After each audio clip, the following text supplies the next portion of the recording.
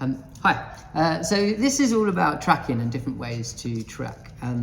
One of the things that I think is most valuable about personal training and what I like in really good personal training is outside of how you squat or pushing really hard in the session. It's all about the big picture and the behavior and the mentality that leads to fulfilling all those intentions into actions that equate to, I plan to work out 3 or 4 times a week and I did. This happened and that happened, but I hit my average. There's different ways to do that. One is the initial plan, which I've talked about in another video. And this one is about tracking it. How do you track it? And good ways to track whether you're on track or not. So I've got a piece of paper in front of me and it's something that we send to people with their initial food advice. And it can be used to track just exercise, just food, or food and exercise. And it's really easy to make at home. So you can just copy this easily, right?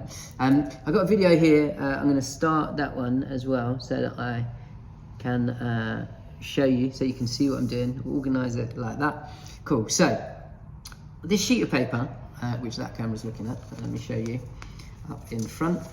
This sheet of paper is our daily trajectory tracker, right? This goes out with a food email. Now the concept is this. Let's imagine that I've decided that I want to train 3 times a week, 3 times a week, and that's Monday, Wednesday and Saturday. So let's just say that I've got training on these days, right? So I mark those days with a T. Now what I do is every time I work out, I highlight that square green, right? This is for printing out and sticking on a fridge. So in the first week, let's say that everything goes perfectly and I do all 3 of my workouts, so there we are. The next week, however, let's say that for one reason or another, something childcare related happens and I don't get to go training on Monday. Now I think I'm going to do it on Tuesday instead. One thing or another I don't. I train on Wednesday, so I colour that in, and then I sort of try to catch it up, but I don't quite get around to it. Train on Saturday, and that's my week 2. So in week 1, I trained 3 times as I intended to. In week 2, I trained twice, right? So the next week what happens is I feel really tired on Monday, but I look above and I look at my sheet and I can see that I actually missed a workout last week, and that helps to motivate me, and I think, you know what, I better go, otherwise it's going to be second week of 2, right? So I get out to the gym and out I go, and Wednesday goes well, and then let's just say that on Saturday I normally go for a run, but it rains and I don't like to run in the rain, so I don't train, and I intend to do things on Sunday and it's all a bit busy, but I look at my sheet and I can see that if I don't train Sunday, then I'm not going to hit my 3 that week. So that motivates me, and out I go and I train on the Sunday. Now the next week gets really busy, but again I look at my sheet and I know what I'm trying to do, and so I get all of my workouts. And that's kind of like a really simple version of the tracking. That's the exercise tracker. Now where this is particularly helpful is sometimes you've got a really good reason why it's going to be hard to work out, and you may have to go late, go out in the dark, run in the rain, train on a day you don't normally, get up early, train when you don't feel like it, all of that. Now if you're someone who planned to exercise an average of 3 times, but you've been putting in 4 just to make sure your average is high, and let's say that on this sheet I got 4 this week, and I got 4 on that week, then when I come up to the next week, if I really don't feel like it, I could look at my sheet, and it's not going to be the end of the world if I don't work out. I know that's like fitness blasphemy, but what I mean is, now for some people you always have the training attitude of shut up and train, and for other people you don't want them to hate it. You don't want it to be like they're dragging this heavy block around, and so you might say, well, you're always only planning to average train an average of 3 times. You got 4 on your workout all the other weeks and you're absolutely exhausted, so don't drive yourself into the ground, don't make yourself hate it. Get 3 this week, that person gets 4 the week after, and it still looks great. On the other hand, let's say that that same person who we don't want to overburden, we don't want to push too hard, if their sheet doesn't quite look like that, let's say that they've said they're going to work out 3 times a week, and in fact, what happened was childcare issue came up and they didn't train. Then they went on a Wednesday, then it was raining. On a Monday they trained, Wednesday something happened, friend over from Australia socialised instead, thought they were going to do it on Thursday but didn't, picked out the run on Saturday and thought they would run on Sunday as well, but then it rained and then they didn't. Week 3, what we've got here is a person who wanted to train 3 or 4 times a week, who's trained once and then twice, yeah?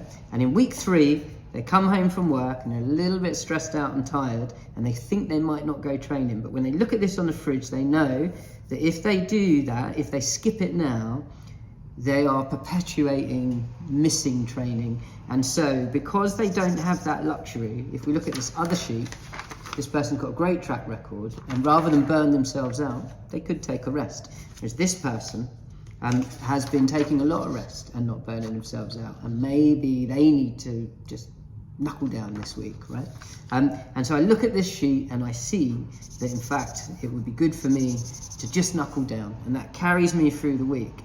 The next week I realise that I can make my whole month count if I can just do the same thing and remain motivated and I get my free workouts. And my week 1, where I only trained once, and week 2, where I only trained twice, has been answered and dealt with, because when I looked at the fridge and I looked at my sheet, my tracker, I just knew that I'd used my slack. I can't not train again now. So I found it in myself to go, and off I went, whether it was in the rain or the next day or a time I didn't fancy. Or maybe even though I planned to run, it was raining, but I did a home workout, which I might not normally be motivated to do. But again, I looked at my sheet and the truth was right there. If I miss another one, I'm just abdicating again. And so I made myself do it. Now, there's a real fine line between when a person should make themselves do it, shut up and train, and when they should be kind to themselves. It's almost a different subject. But as a tool, this is a really, really great tool, because it tells you exactly where you really are. And where people go wrong is they sort of have an impression that they're doing great. Maybe they didn't train very much in 2 weeks ago, but for the last 2 weeks they've done everything they meant to do. But if next week they don't train great and they carry on like that, the average isn't going to be superb. And so sometimes we can kind of fool ourselves. Keeping that average up is crucial, and using this as a tracker, stick it on your fridge and you've got all of your success staring at you. Be motivated by that. It should only ever be positive. If you've got your success staring at you, you should feel great, and then if you're a bit low on energy one day, hopefully that'll get you up and get you going, because you feel great about what you have achieved, what you are achieving, what you're making happen. On the other hand, if your sheet is low, remember, only let it be positive, but there's your truth. And if you're going to make this happen, you're going to have to put up a fight. So try and keep that positive, but looking at the tracker and seeing the absolute truth. And this is a very, very simple thing. All you've got to do is a little bit of green highlighter, get it done, and you've got your truth looking at you every time you go to the fridge. Now you do what you want with that truth. Yeah? Go hard, or be agile, unburden yourself, or be determined. But the truth, and looking at it this way, can be super powerful for helping you stay on track. Only ever take it positively. If it's less than it should be, just know that in reality you're going to need to do more, and find your way there. Don't feel negative about it, right? Always use it as a positive tool. If you're doing great, double down. Do more if you're not going to injure yourself, or congratulate yourself, But that truth is really, really useful to have and to see. It can help a person achieve in 10 weeks everything that they intended to. Much, much better than not tracking it at all. And it's dead simple. It's not complicated. It's just colouring in green squares. Now here is where it can get really interesting. And this is all about how you then use this sheet to add a food record that's equally simple. Now, for food, most people know if food is good or bad. If you have kebab and chips, a can of Coke and a Mars bar for dessert, you do not need nutritionists to tell you if it's good or bad. If you have like stir fry with loads of fresh vegetables, little bit of rice, but really not very much, lots of sort of fresh protein, be that tofu, be that chicken, who knows, fish, then you just know it's great, and you don't need a nutritionist to tell you that. If you looked at your food day and I made you assess it out of 10, if you had 5 pints of beer and a kebab, you wouldn't be giving it a 7, right? Or an 8 or a 9 or a 10. And if you looked at it and you could just see that it was cracking, you weren't starving yourself, but like it was just perfect for your goal, then your loose assessment of it is good enough. Anything more complicated than that is a whole different story, right? Belongs to a different method, right? But here, what we're going to do is I'm going to say, I'm trying to give you confidence that if you mark it 7 out of 10, that's good enough. If you mark it 9 out of 10, that's good enough. And if you mark it 3 out of 10, it's good enough. And what you're going to do is you're going to mark it. So Monday is typically excellent, right? Tuesday, let's say it's good. And you just mark yourself with numbers, yeah? Wednesday, let's say I get a takeaway, yeah? So my training, I went training and everything, but I get a takeaway and maybe I have a glass of wine, and before I know it, I've also got a mini Magnum out the fridge. So I'm only going to give myself a 5. Yeah, on a Thursday, I do a little bit better than that, but I do socialise, and so I have 2 pints of beer. So I'm going to give myself a 6. On Friday, I actually don't go out, and I eat really, really clean, and I go to the gym, so I'm going to give myself an 8. And then let's say that on Saturday I do socialise, and despite some really good choices about food early on in the day, the evening kind of falls apart and I give myself a 5. And then Sunday, let's say I'm excellent, I give myself a 9.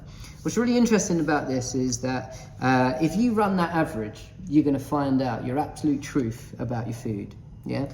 And if you combine that with your absolute truth about your exercise, then you've got you can really see yourself on the map as to where you're going and what you're doing. A person who does this religiously every week is a person who knows where they are and who is that much more likely to succeed. If you're trying to fly by wire, and if you're just sort of making it up as you go along, just sort of trying to remember what's happening, then the chances are you're either going to think you're doing better than you are, or even if you recognise that you're missing a few things with food and drink and it's not really adding up, you don't have something quite as behaviourally triggering as this process. As a process, it can behaviourally trigger you into far better decisions and a much better deployment of your own willpower. Yeah. What's really interesting is here we've got 9, 8, 5, 6, 8, 5 and 9. We've got 2 9s and 2 8s. So in the week we have got a brilliant day. What's quite interesting is you've also got 2 5s and a 6. Now, when you average that out, you're going to be surprised how hard it is in a week to keep your average at 7 or above. And I would basically say that rate of progress, 3 good workouts in the week and a food average of 6.5 is kind of going to be average to good progress. In order to do any better than that, you're either going to need your food average to be 7 and above, or your workouts to be 4 and above. Yeah, that sort of dose of truth can be really, really useful. However you use it, yeah? Whether you are strict with yourself or agile, however you use it, that dose of truth is very, very powerful. And having a process where you really just have this and you're following it, it can be very, very useful for deploying your own willpower, and so your intentions will turn into the actions that you want. Now, on top of that, come train, personal trainer, we'll give you a cracking session, right? Correct your muscle imbalance and write you a good plan, and have a brilliant exercise week. That's the other side of the story. But this stuff is crucial. If you've got method and you've got process, something coherent and structured about how you're going through that journey and how you're measuring it as you go, sometimes it's really useful for it not to be overburdened, not overly complicated. Don't necessarily count every calorie. Don't complicate things, right? Green lights on your grid for when you worked out, numbers for your food.